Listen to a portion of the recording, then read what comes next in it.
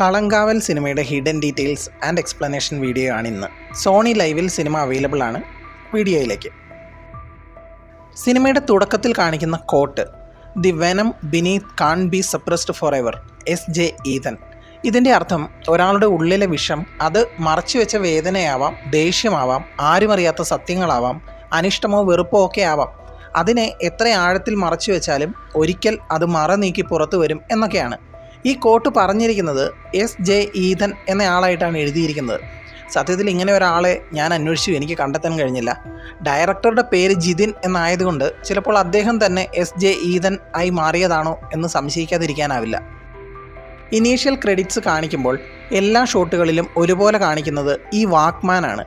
ഓരോ സ്റ്റില്ലുകളും മാറി മാറി വരുമ്പോൾ വാക്മാൻ്റെ വലിപ്പം കൂടി വരുന്നതായി കാണാം. എല്ലാ കൊലപാതകങ്ങളും നടത്തുമ്പോൾ കില്ലർ ഈ വാക്മാനിൽ ഒരു സംഗീതം പ്ലേ ചെയ്യുന്നുണ്ട്. ആ പാട്ട് നിലാക്കായും വെളിച്ചം എന്ന ആ പാട്ട് അതൊരു ശബ്ദം കൂടിയ ഒരടിച്ചുപൊളി പാട്ടൊന്നുമല്ല, അതൊരു പ്രണയഗാനമാണ്. നിലാവെളിച്ചവും ഒഴുകുന്ന മേഘങ്ങളും ഉറങ്ങാത്ത കണ്ണുകളും തൻ്റെ യഥാർത്ഥ പ്രണയത്തെ തിരയുന്നു എന്നൊക്കെ കാവ്യാത്മകമായി പറയുന്ന ഒരു പാട്ടാണത്. ഈ പാട്ട് വെച്ചുകൊണ്ടാണ് കില്ലർ ഓരോരുത്തരെയും കൊല്ലുന്നത്. കൊല ചെയ്യപ്പെടുന്നവരുടെ ശബ്ദത്തേക്കാൾ അയാൾക്ക് ഈ ഗാനം പ്രിയപ്പെട്ടതാവുന്നതും ഇത് കേട്ടുകൊണ്ട് മനുഷ്യൻ്റെ ജീവൻ എടുക്കുന്നതും സത്യത്തിൽ വളരെ ക്രൂരമായൊരു പ്രവൃത്തിയാണ് എന്ന് കാണിക്കുക കൂടിയാണ് മേക്കേഴ്സ് ചെയ്യുന്നത്.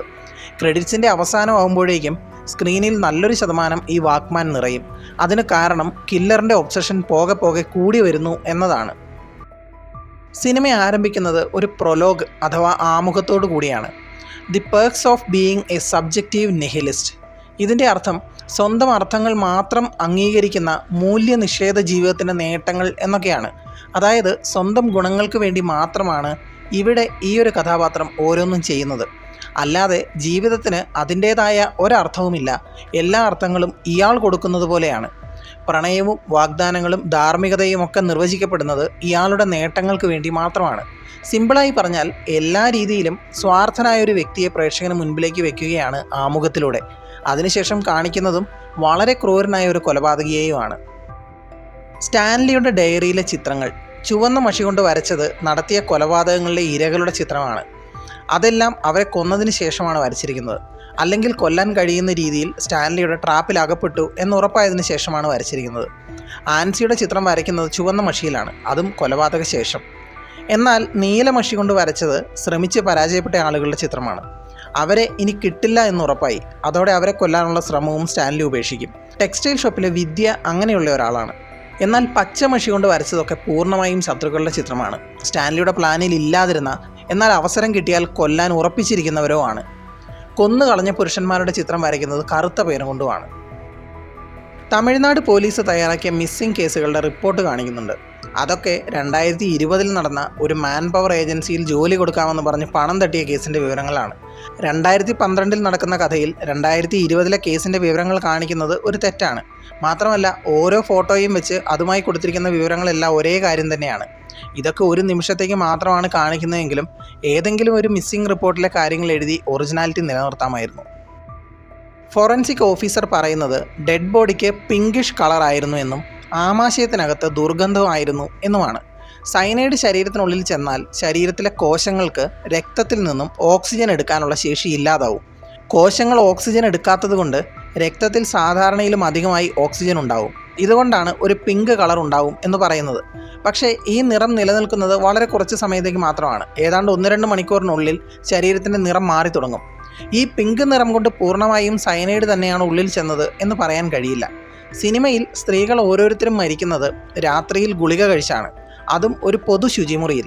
അതുകൊണ്ട് തന്നെ ആളുകൾ പെട്ടെന്ന് കാണുകയും 2 മണിക്കൂറിനുള്ളിൽ തന്നെ പോസ്റ്റ്മോർട്ടം ഒക്കെ ചെയ്യാൻ കഴിയേണ്ടതുമാണ്. പിന്നെ ആമാശയത്തിലെ ദുർഗന്ധം, അതുകൊണ്ട് സയനൈഡ് ആണെന്ന് ഉറപ്പിക്കാനൊന്നും കഴിയില്ല. ശരീരത്തിലെ വിഷത്തിൻ്റെ സാന്നിധ്യം കണ്ടെത്താൻ നടത്തുന്ന ടോക്സിക്കോളജിക്കൽ അനാലിസിസ് ഒക്കെ നടത്തിയാൽ മാത്രമേ സയനൈഡ് ആണെന്ന് ഉറപ്പിക്കാൻ കഴിയൂ. ഇവിടെ പറയുന്ന സയൻസ് ഒക്കെ ഏതാണ്ട് കറക്റ്റാണ്. പക്ഷേ ഈ സംഭാഷണവും സന്ദർഭവും സിനിമയുടെ കഥയിൽ അസ്ഥാനത്താണ്, അനാവശ്യവുമാണ്.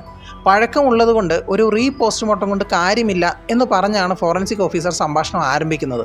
എന്നിട്ട് ഈ വിവരങ്ങളും കൂടെ ബോഡിയുടെ അടുത്തു നിന്ന് കിട്ടിയ മരുന്ന് കവറിൽ നിന്നും സയനൈഡിൻ്റെ അംശം കിട്ടിയെന്നും പറയുന്നുണ്ട്. അപ്പോൾ ഇതൊന്നും പഴയ റിപ്പോർട്ടിൽ ഉണ്ടായിരുന്നില്ലേ എന്നതാണ് ആദ്യത്തെ സംശയം. ഉണ്ടായിരുന്നെങ്കിൽ പോലീസിന് ഇതൊക്കെ വീണ്ടും അന്വേഷിച്ച് ഫോറൻസിക് ഓഫീസറുടെ അടുത്തേക്ക് വരേണ്ട ആവശ്യമില്ലല്ലോ. ഇനി പഴയ റിപ്പോർട്ടിൽ ഇതൊന്നും ഇല്ലെങ്കിൽ അതെന്തുകൊണ്ടാണ് ഇല്ലാതിരുന്നത്? ഇങ്ങനെ കുറേ ചോദ്യം ഈ രംഗം അവശേഷിപ്പിക്കുന്നുണ്ട്. ഇൻവെസ്റ്റിഗേഷനിലെ ഒട്ടും യുക്തിപരമല്ലാതെ തോന്നിയൊരു സന്ദർഭം ഇതാണ്. ഇരയായവരുടെ ഫോണിലെ സിമ്മ് മാത്രം എടുത്ത് മറ്റ് ഫോണുകളിലിട്ടാണ് കൊലയാളി ഉപയോഗിച്ചിരുന്നത് എന്ന് സൈബർ സെൽ ഓഫീസർ പറയുന്നുണ്ട്. ആ ഫോണുകൾ കണ്ടെത്തുന്നതുമായി ബന്ധപ്പെട്ട് പോലീസ് അന്വേഷണം നടത്തുമ്പോൾ ID പ്രൂഫ് ഒന്നും വാങ്ങിക്കാതെ ഇല്ലീഗലായി സിമ്മ് കൊടുത്തിരുന്ന ഒരു ഷോപ്പിൽ നിന്നും നഷ്ടപ്പെട്ട ഫോണുകളാണ് ഇതെല്ലാം എന്ന് മനസ്സിലാവും. ഈ ഷോപ്പിൽ പോലീസ് റെയ്ഡ് നടത്തി അവിടെയുള്ള സകല ഫോണുകളും മറ്റു വസ്തുക്കളും പോലീസ് പിടിച്ചുകൊണ്ടു പോകും. അന്വേഷണത്തിന് ശേഷം റെയ്ഡ് ചെയ്ത വസ്തുക്കൾ തിരികെ ഷോപ്പ് ഉടമയ്ക്ക് കൊടുത്തപ്പോൾ അതിൽ കുറവുണ്ടായിരുന്ന ഫോണുകളാണ് കൊലയാളി ഉപയോഗിച്ചിരുന്നത് എന്ന് തിരിച്ചറിയും. തുടർന്ന് ആ സമയത്ത് റെയ്ഡ് നടത്തിയ പോലീസ് സ്റ്റേഷനിലെ സകല ഓഫീസർമാരുടെയും ലിസ്റ്റ് എടുക്കും. അതിൽ സ്റ്റാൻലിയുടെ പേരും വിവരങ്ങളും ഒക്കെ ഉണ്ടായിരുന്നു. അയാൾ അപ്പോൾ അവിടുത്തെ പോലീസുകാരനായിരുന്നു. പക്ഷേ ആ ലിസ്റ്റ് കിട്ടിയിട്ട് SI ജയകൃഷ്ണനും കോൺസ്റ്റബിൾ ആനന്ദും അതൊന്നും പരിശോധിക്കുന്ന പോലുമില്ല.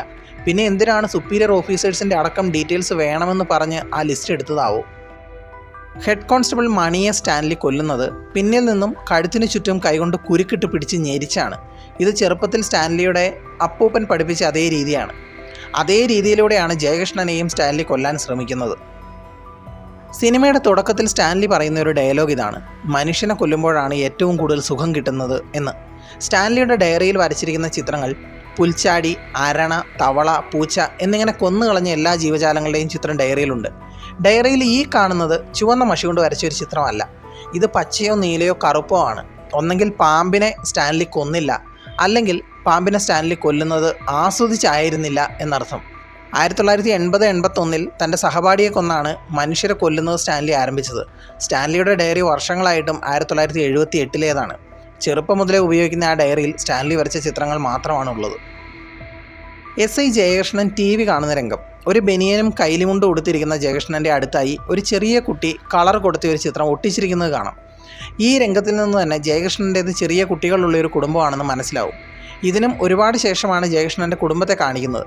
ജയകൃഷ്ണൻ്റെ ഫാമിലിയെ കാണിക്കുമ്പോൾ 2 പെൺകുട്ടികളാണ് അയാൾക്കുള്ളത്. ഇളയ കുട്ടി അവിടെ ഇരുന്ന് ചിത്രം വരയ്ക്കുന്നത് കാണാം. ഈ കുട്ടി വരച്ച ചിത്രമാണ് ആദ്യത്തെ സീനിൽ ചുമരിൽ ഒട്ടിച്ചു വെച്ചിരിക്കുന്നത്. ഈ രംഗത്തിൽ മൂത്ത മകളുമായുള്ള ഒരു സംഭാഷണം ജയകൃഷ്ണനെ കൂടുതൽ ചിന്തയിലാക്കുന്നുണ്ട്. മകൾ പറയുന്നത് വലുതായി കഴിയുമ്പോൾ ആം റെസ്ലിൽ ഞാൻ അച്ഛനെ തോൽപ്പിക്കും എന്നാണ്. ഇത് കേൾക്കുന്ന ജയകൃഷ്ണൻ്റെ മനസ്സിൽ മകൾ വലുതായി കഴിയുമ്പോൾ ഈ സീരിയൽ കില്ലറുള്ള നാട്ടിൽ അവൾ സേഫ് ആയിരിക്കില്ല എന്ന ചിന്തയാണ്. പിന്നീട് കാണിക്കുന്നത് മരിച്ചുപോയ സ്ത്രീകളുടെ ചിത്രങ്ങൾ വെച്ചിരിക്കുന്ന ക്രൈം ബോർഡാണ്.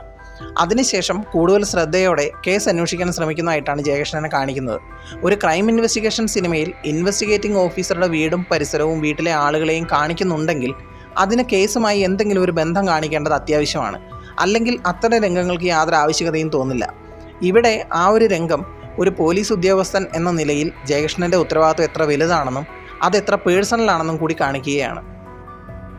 അനഘയുടെ മരണം, തുടർന്നുള്ള അന്വേഷണം.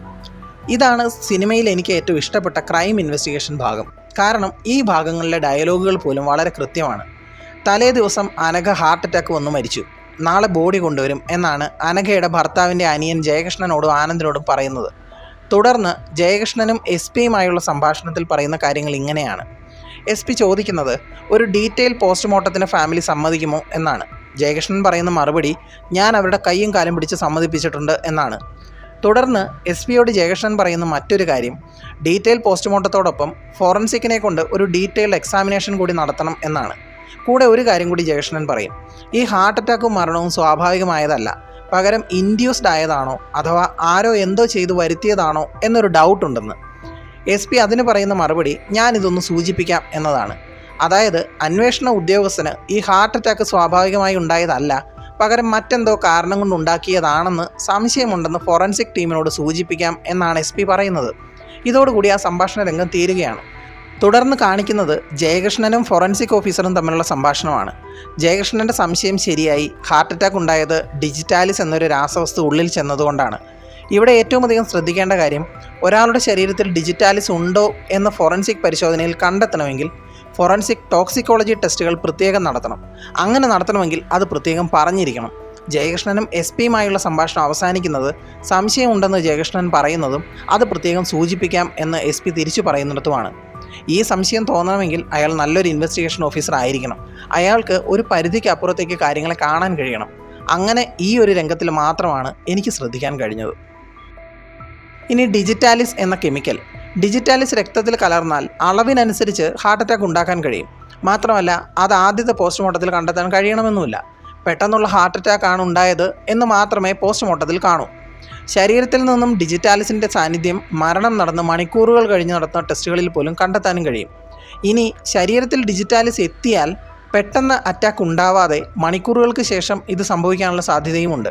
ഒരു ഗ്ലൂക്കോമീറ്ററിൻ്റെ സൂചി കൊണ്ടുണ്ടാകുന്ന മുറിവിലൂടെ ഒരാളെ കൊല്ലാൻ ആവശ്യമായ ഡിജിറ്റാലിസ് അയാളുടെ രക്തത്തിലേക്ക് കലർത്താൻ കഴിയില്ല. സാധാരണ ഗ്ലൂക്കോമീറ്ററുകളുടെ സൂചി വളരെ ചെറിയതും അതുണ്ടാക്കുന്ന മുറിവ് ആഴമുള്ളതുമല്ല. അതേസമയം സ്റ്റാൻലിയുടെ കയ്യിലിരിക്കുന്ന ഗ്ലൂക്കോമീറ്ററിൻ്റെ ഉള്ളിൽ ഒരാളെ കൊല്ലാൻ ആവശ്യമായ അളവിൽ ഡിജിറ്റാലിസ് ഉൾക്കൊള്ളുന്ന ഒരു ടിപ്പിൽ നിറച്ചാണ് കുത്തിവയ്ക്കുന്നത്. അതുകൊണ്ടാണ് ആളുകൾ മരണപ്പെടുന്നത്. ഇനി ഇതിൽ ശാസ്ത്രീയമായ തെറ്റുകൾ കൂടി പറഞ്ഞേക്കാം. ഒരാൾക്ക് അയാളുടെ സ്വന്തം സെറ്റപ്പിൽ ഉണ്ടാക്കാൻ കഴിയുന്ന ഒന്നല്ല ഡിജിറ്റാലിസ്. ഫോക്സ് ഗ്ലോവ് പ്ലാന്റ് എന്ന ചെടിയിൽ നിന്നുമാണ് ഉണ്ടാക്കുന്നതെങ്കിലും ഫാർമസ്യൂട്ടിക്കൽ ഗ്രേഡിൽ സിനിമയിൽ കാണിച്ചിരിക്കുന്നത് പോലെ നിറമില്ലാത്ത രൂപത്തിൽ ഉണ്ടാക്കാനൊന്നും ഒരാൾക്ക് തനിയെ കഴിയില്ല. ദിവ്യയെ കാണാൻ പോകുന്ന ജയകൃഷ്ണനും ആനന്ദും.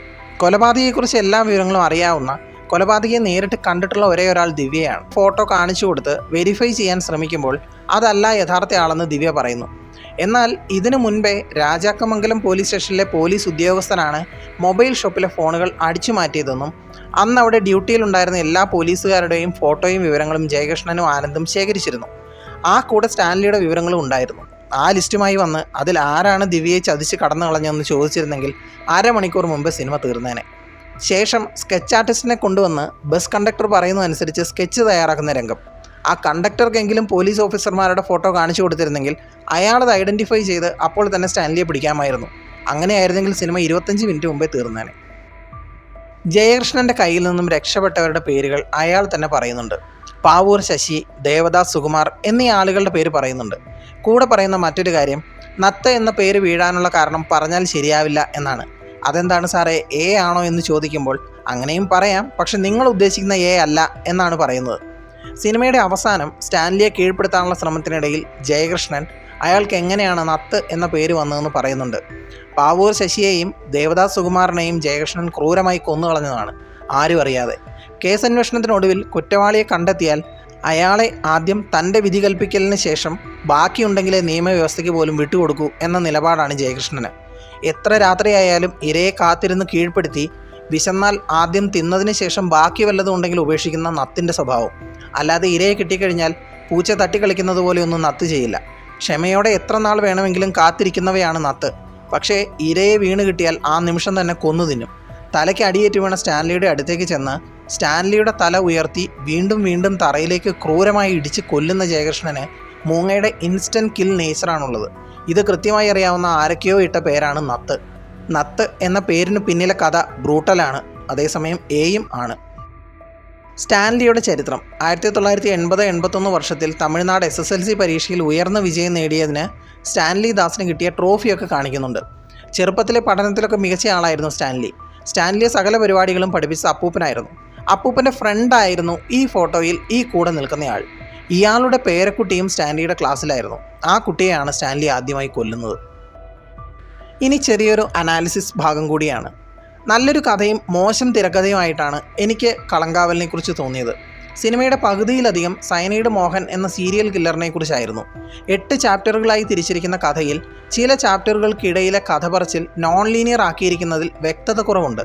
15ഓ അതിലധികമോ സ്ത്രീ കഥാപാത്രങ്ങൾ പല കാലഘട്ടങ്ങളിലായി സ്റ്റാൻലിയിലൂടെ കടന്നു പോകുന്നുണ്ട്. ഈ കാലഘട്ടങ്ങൾക്ക് കഥയിൽ പ്രാധാന്യമുണ്ട്, പക്ഷേ സിനിമയിൽ കൃത്യമായ കാലഘട്ടങ്ങൾ കാണിക്കുന്നുകൂടിയില്ല. 1981 മുതൽ 2012 വരെ നീണ്ടു നിൽക്കുന്ന കഥയാണ് സ്റ്റാൻലിയുടെ കുറ്റകൃത്യങ്ങളുടേത്. എങ്കിലും പോലീസ് ഇൻവെസ്റ്റിഗേഷൻ 2005 മുതൽ 2012 വരെയുള്ള സംഭവങ്ങളെ കവർ ചെയ്യുന്നുണ്ട്. എന്നിരുന്നാൽ പോലും സംഭവങ്ങൾ എപ്പോഴൊക്കെയാണ് നടക്കുന്നതെന്നതിന് വ്യക്തതയില്ല. പിന്നെ ഇൻവെസ്റ്റിഗേഷൻ പാർട്ട് ചിലയിടങ്ങളിൽ, പ്രത്യേകിച്ച് ഫോറൻസിക് ഓഫീസർ കാര്യങ്ങൾ എക്സ്പ്ലെയിൻ ചെയ്യുന്ന ഇടങ്ങളിലൊക്കെ ഭംഗിയായി എഴുതിയപ്പോൾ ഫീൽഡ് ഇൻവെസ്റ്റിഗേഷനൊക്കെ ചുമ്മാ അങ്ങോട്ടും ഇങ്ങോട്ടും വണ്ടി ഓടിച്ച് നടക്കുക മാത്രമായി. മമ്മൂക്കയുടെ അഭിനയം നന്നായി തോന്നി. മാറി മാറി വരുന്ന സ്ത്രീ കഥാപാത്രങ്ങൾ അവരെല്ലാവരും നന്നായി തന്നെ അവരുടെ ഭാഗങ്ങൾ ചെയ്തിട്ടുണ്ട്. എല്ലാ കഥാപാത്രങ്ങളും വ്യത്യസ്തമായ സ്ഥലങ്ങളിലെ വ്യത്യസ്തമായ കാരണങ്ങൾ കൊണ്ട് സ്റ്റാൻലിയുടെ ചതിയിൽ വീണവരായിരുന്നു. പക്ഷേ സ്റ്റാൻലിയോടൊപ്പം ആയിരിക്കുമ്പോൾ ഓരോരുത്തർക്കും അവർ സുരക്ഷിതരാണെന്ന് തോന്നുകയും അവർ പ്രണയിക്കപ്പെടുന്നുവെന്ന് തോന്നുകയുമാണ് ചെയ്യുന്നത്. അത് ഓരോരുത്തരും വ്യത്യസ്തമായി തന്നെയാണ് ചെയ്തിരിക്കുന്നത്. തുടക്കത്തിലെ വിനായകൻ്റെ അഭിനയം കണ്ടപ്പോൾ ഇതൊരു മിസ്കാസ്റ്റിംഗ് ആയിരിക്കുമല്ലോ എന്നാണ് തോന്നിയത്. പക്ഷേ അവസാനം അയാളൊരു സൈക്കോ ആണെന്ന് തിരിച്ചറിഞ്ഞപ്പോൾ നല്ല കാസ്റ്റിംഗ് ആയിട്ട് തന്നെ തോന്നി. നല്ലൊരു കഥയുണ്ടായിട്ടും ശരാശരിയിൽ താഴെ മാത്രം ഒതുങ്ങിയ സിനിമയെ ഏതാണ്ടൊന്ന് പിടിച്ചു നിർത്തിയത് മമ്മൂക്കയുടെ വ്യത്യസ്തമായ വേഷം മാത്രമാണ്. കൂടുതൽ ഹിഡൻ ഡീറ്റെയിൽസ് വീഡിയോകൾക്കായി ചാനൽ സബ്സ്ക്രൈബ് ചെയ്യൂ. Thanks for watching. Bye bye guys.